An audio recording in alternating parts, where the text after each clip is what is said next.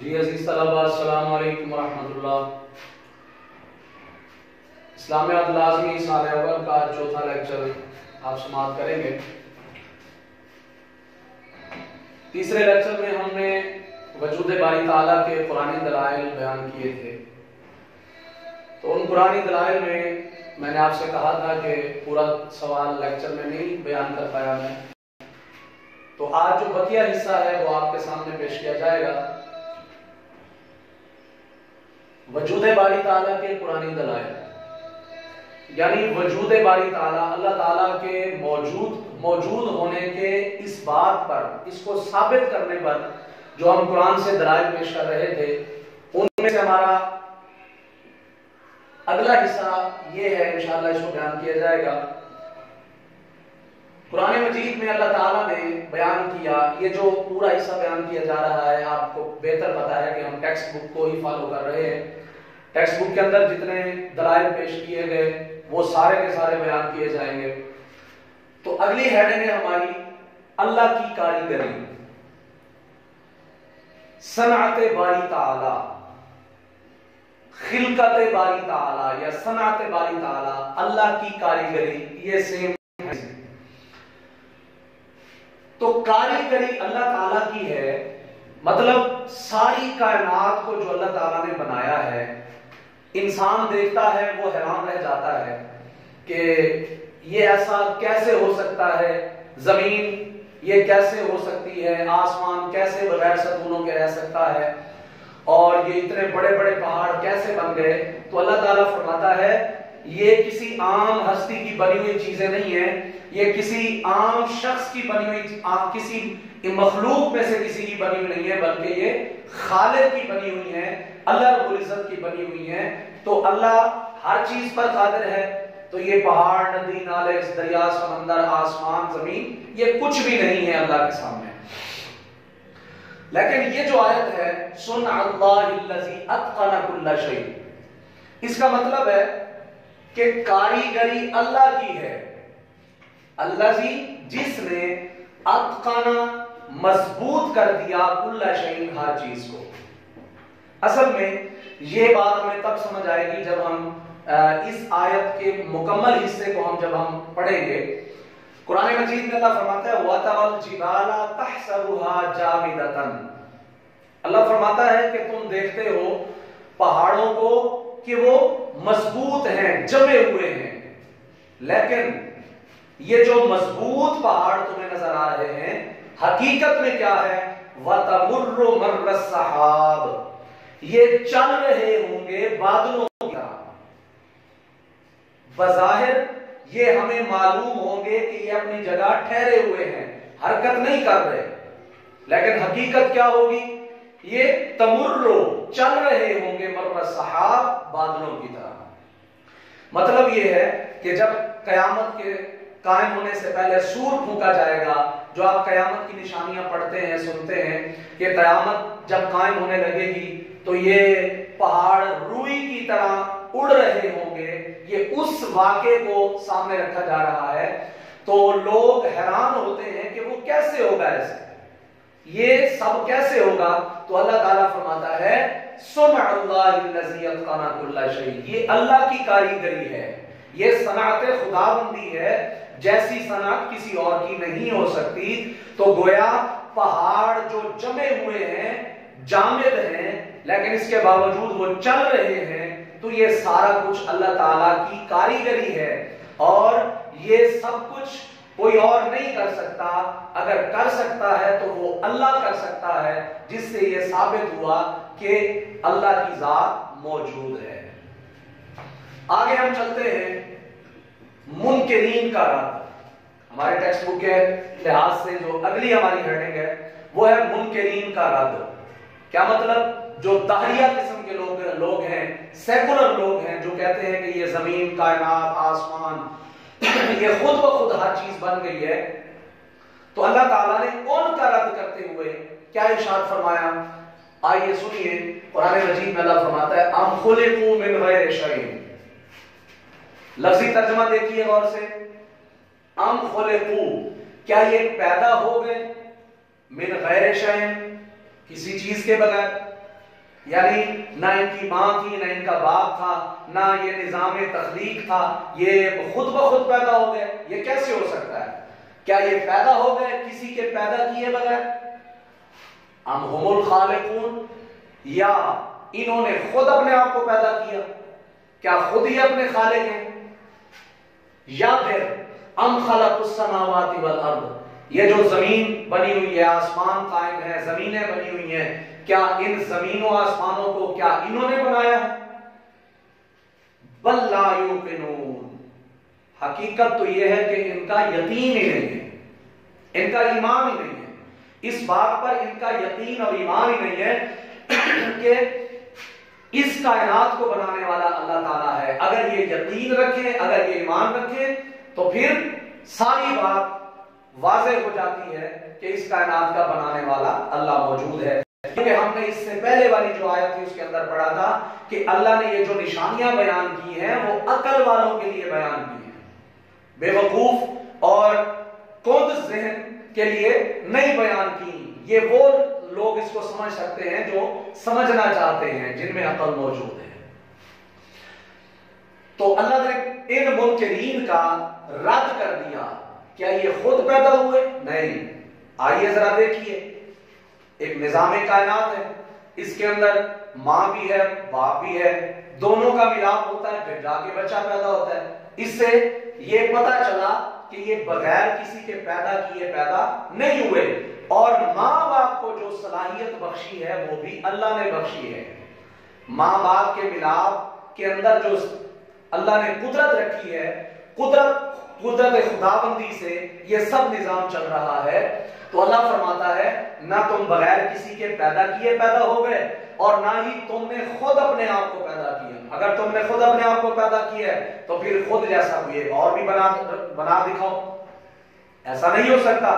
جس سے یہ پتا چلا کہ اس کائنات کو بنانے والا ہے اور وہ اللہ کی ذات ہے. آئیے آگے چلتے ہیں. انسانی فطرت کی آواز، اس کا مطلب کیا ہے؟ انسانی فطرت یعنی جب انسان پیدا ہوتا ہے تو وہ ایک فطرت پہ پیدا ہوتا ہے. یہ جو زمین آسمان کائنات، یہ جو اللہ تعالیٰ کے وجود کے دلائل ہیں، اللہ کے وجود کی گواہی دیتے ہیں، اس کے ساتھ ساتھ انسان کی اپنی فطرت کی آواز بھی یہی ہوتی ہے. آپ دیکھتے ہیں بڑی سی بڑی وحشی قومیں، آثار قدیمہ کا مطالعہ کریں، آثار قدیمہ آپ پیچھے چلے جائیں، تحقیق کریں، اور باقاعدہ یہ تحقیقات ہو چکی ہیں.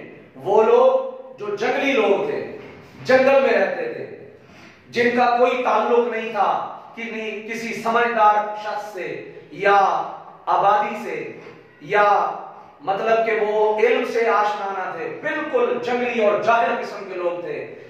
تحقیق یہ ہو چکی ہے کہ ان لوگوں کے اندر بھی یہ فطرت موجود تھی، وہ بھی کسی نہ کسی انداز سے، کسی نہ کسی صورت میں اللہ کو مانتے تھے.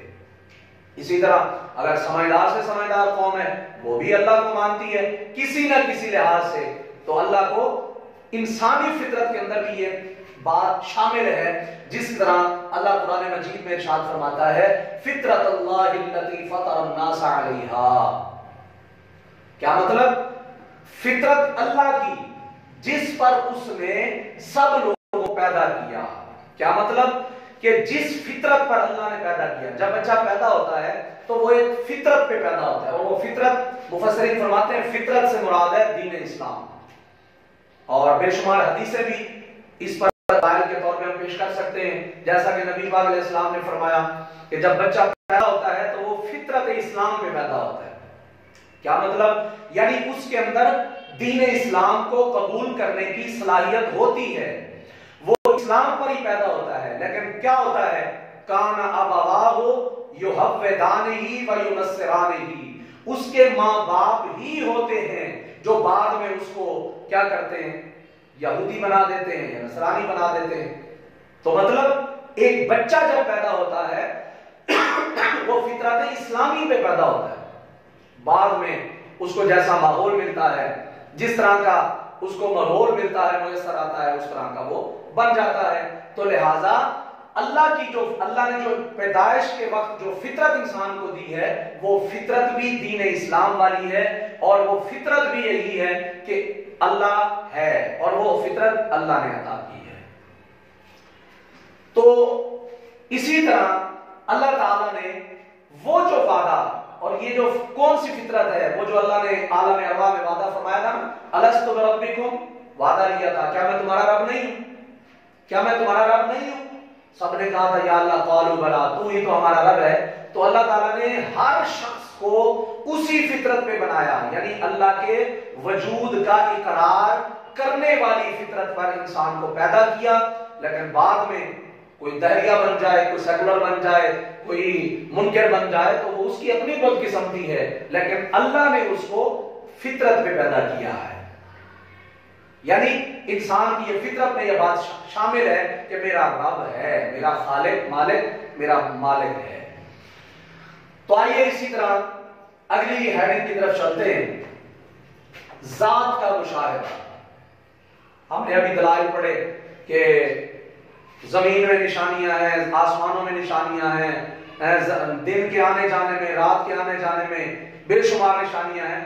تو اپنی جو ذات، انسان کا جو اپنا جسم ہے، وجود ہے، اس کا جو ایک عمل تولید آپ نے بایو میں پڑھا ہوگا، وہ جو ایک سلسلہ ہے پورا، وہ آپ نے پڑھا کہ انسان کس طرح اس کی یہ مراحل ہوتے ہیں اس کی پیدائش کے۔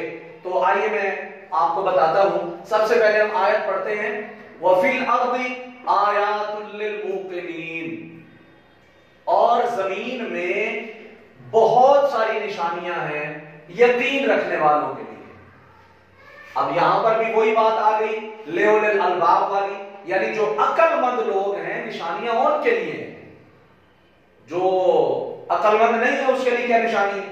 اسی طرح یہاں پر اس کی مزید ایکسپلینیشن آ گئی کہ اللہ تعالیٰ نے یقین رکھنے والوں کے لیے نشانیاں بیان کی ہیں۔ زمین میں نشانی ہے، ہم دیکھتے ہیں درخت ہیں، بے شمار پھل اگتے ہیں، بے شمار فصلیں بنتی ہیں، اور بے شمار قسم کی جڑی بوٹیاں ہیں، کھانے کی چیزیں زمین اگاتی ہے۔ تو کیا خیال ہے کہ یہ خود بخود تھوڑی ہوتی ہیں، یہ نشانیاں اللہ کی وجود، اللہ کی موجودگی کی یہ دلیلیں ہیں، اور اللہ کے وجود کے یہ مظہر ہیں۔ اسی طرح اللہ تعالیٰ ایک اور ہمیں دعوت دیتا ہے، دعوت فکر دیتا ہے۔ فرمایا وَفِي أَنفُسِكُمْ، فرمایا زمین میں تو نشانیاں ہیں سو ہیں، فرمایا تم اپنے آپ کو دیکھو، تم اپنی ذات میں دیکھو، تمہاری ذات میں بھی نشانیاں ہیں۔ أَفَلَا تُبْصِرُونَ، کیا تمہیں دکھائی نہیں دیتا؟ کیا تم دیکھ نہیں سکتے؟ فرمایا تم اپنے آپ میں دیکھو۔ اب مثال کے طور پہ انسان پہلے کچھ بھی نہیں ہوتا، یہ مراحل ہیں۔ سب سے پہلے ایک نطفہ ہوتا ہے، پانی کا گندا قطرہ ہوتا ہے، پانی کا قطرہ ہوتا ہے، نطفہ ہوتا ہے، پھر وہ ایک جگہ پہ جا کے ٹھہرتا ہے، رکتا ہے، اس کو پھر اپنی قدرت سے کیا کرتا ہے، وہ ایک جمے ہوئے خون کی شکل اختیار کر جاتا ہے۔ وہ قطرہ، وہ اللہ کی قدرت سے وہ نطفہ، وہ پانی کا قطرہ ایک جمے ہوئے خون کی لوتھڑے کی شکل اختیار کرتا ہے۔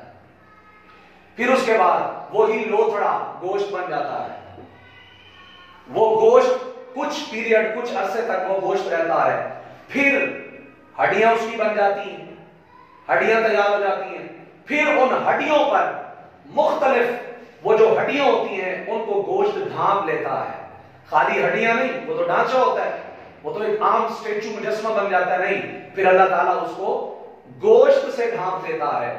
اور پھر اگلا مرحلہ کیا ہوتا ہے، جب ایک مکمل جسم بن جاتا ہے بچے کا، پھر اللہ اس کے اندر روح پھونکتا ہے، روح ڈالتا ہے، پھر بے جان سے جاندار بنا دیتا ہے، پھر بچہ پیدا ہوتا ہے، ایک وقت مقرر عرصہ گزارنے کے بعد بچہ پیدا ہو جاتا ہے، پیدا ہو جانے کے بعد پھر اس کے اندر بولنے کی کچھ عرصہ بعد صلاحیت پیدا ہو جاتی ہے، سننے کی، دیکھنے کی، چلنے پھرنے کی، بات چیت کرنے کی صلاحیت پیدا ہو جاتی ہیں۔ تو اس طرح اللہ ہمیں دعوت فکر دے رہا ہے کہ تم اپنے اندر دیکھو، تمہیں خود اپنے اندر اللہ کے وجود کے دلائل نظر آئیں گے۔ آئیے ہم آگے چلتے ہیں۔ یہ جو انسانی سوچ ہے، اگر انسان بذات خود انسان ہو ایک انسان ہونے کے ناطے سے اگر سوچے تو اس کی صحیح سوچ اس بات کا تقاضا کرتی ہے، اس نتیجے پر پہنچتی ہے کہ یہ کائنات ہے، یہ جو کائنات کا نظام مربوط و منظم نظام ہے، اس کو کوئی نہ کوئی چلانے والا ہونا چاہیے، اس کو کوئی سنبھالنے والا، کنٹرول کرنے والا ہونا چاہیے۔ آج ہم سے چھوٹا سا ایریا ہم سے نہیں سنبھالا جاتا، ہمارے گھر کی جو 4-5 افراد ہوتے ہیں ہم ان کو کنٹرول نہیں کر پاتے۔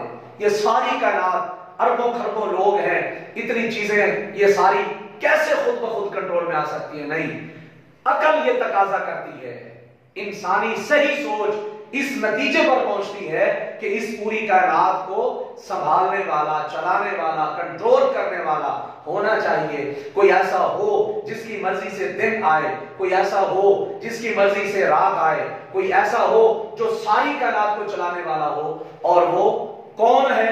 وہ اللہ کی ذات ہے۔ آگے ہم چلتے ہیں۔ اچھا، کچھ لوگوں کا یہ عقیدہ ہے کہ خدا بہت سارے ہیں، کئی خدا ہیں، اور انہوں نے یہ عقیدہ کر رکھا ہے۔ تو اس ٹاپک کی جو آخری آیت ہم بطور دلیل پیش کریں گے وہ یہ ہوگی کہ اس کائنات کو بنانے والا، چلانے والا، کنٹرول کرنے والا اللہ ہے، لیکن ایک ہے، دو نہیں ہے، 4 5 6 8 10 نہیں ہے، اللہ ایک ہے۔ اس پر ہم آخری دلیل پیش کرتے ہیں، لو کان فیہما، قرآن میں اللہ فرماتا ہے اگر اس کائنات میں یعنی زمین و آسمان میں، لو کان اگر ہوتا، فیہما ان دونوں میں یعنی زمین و آسمان میں، آلہۃ ایک اور خدا، اللہ کے علاوہ، الا اللہ اللہ کے علاوہ، اگر ان زمین و آسمان میں ایک خدا اور ہوتا تو کیا ہوتا؟ لفسدتا، زمین و آسمان فساد میں پڑ جاتے، ان کا نظام درم برم ہو جاتا، زمین اوپر ہو جاتی، آسمان نیچے آ جاتا۔ ایک خدا چاہتا زمین اس انداز کی ہو، دوسرا خدا چاہتا اس انداز کی ہو، ایک خدا چاہتا دن ہونا چاہیے، دوسرا خدا چاہتا رات ہونی چاہیے۔ اللہ فرماتا ہے اگر ایک خدا اور ہوتا تو یہ زمین و آسمان کا نظام درم برم ہو جاتا۔ تو تم نے کئی خدا گھڑ لیے، ان لوگوں کا بھی رد ہو گیا، اور اس بات کا بھی واضح ثبوت ملا کہ اس کائنات کے اندر صرف ایک ہی خدا ہے۔ کیوں؟ زمین اپنی جگہ قائم ہے، آسمان اپنی جگہ قائم ہے، ساری کائنات کا نظام بتدریج اپنے وقت پر چل رہا ہے، اپنے طور طریقے سے چل رہا ہے۔ اس سے واضح ہوا کہ اللہ کی ذات ایک ہے، اور اللہ ہی ہے جو ساری کائنات کو چلا رہا ہے۔ تو اس طرح پیارے بچوں، آج کا ہمارا یہ لیکچر مکمل ہوا، اور لانگ کویسچن جو اس کتاب کے اندر، یہ جو پہلا لانگ کویسچن ہے، یہ مکمل ہوتا ہے، وجود باری تعالیٰ کے قرآنی دلائل۔ امید ہے آپ کو یہ لیکچر اچھی طرح سمجھ آیا ہوگا۔ اگر پھر بھی سمجھ نہ آئے تو آپ کمنٹ میں آپ پوچھ سکتے ہیں کوئی بات، یا پرسنل میں پوچھ سکتے ہیں۔ آئیے اس کو ہم اجازت لیتے ہیں۔ اللہ تعالی ہمارا حامی و ناصر ہو۔ السلام علیکم۔